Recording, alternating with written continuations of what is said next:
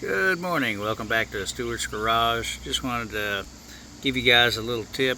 So when you start taking all of this stuff loose, you end up with random fasteners. Like on this radiator, they've got certain sizes of bolts. Down on the headers, you can see that they've got different sized bolts. It's kind of hard to see with all the rusty, crusty stuff that's on here, but you can definitely see it over here on this side where we've already taken some things apart. So here we got some lifting bolts to try to help us get this thing out. But inside this tray, you can see there's random nuts and bolts and other hardware. Unless you know exactly where you pulled it out from and you can remember it 2 years from now when you finally put this thing back together, it's best to get some baggies, which I unfortunately am out of.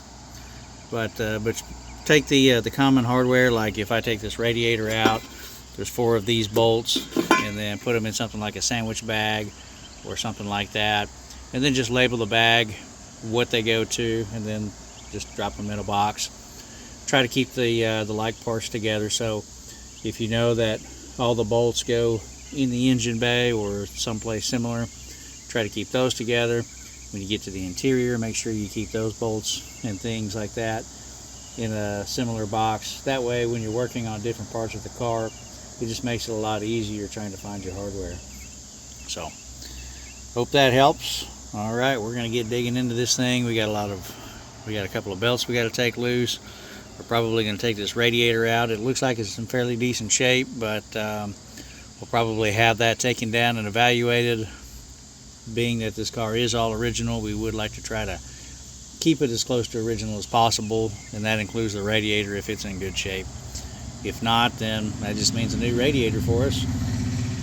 This car is nice because it does have power steering, even though it is a 65.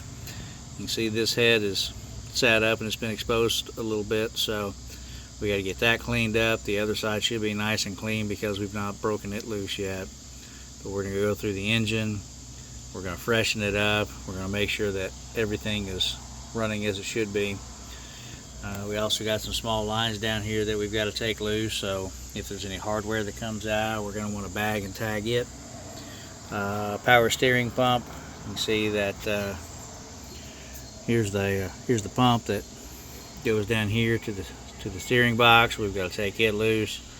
We've already got the oil drained. And this car, one of the lines from the radiator does in fact run back to the transmission housing, so we definitely have to be careful that we don't break that, and we got to take it loose nice and easy.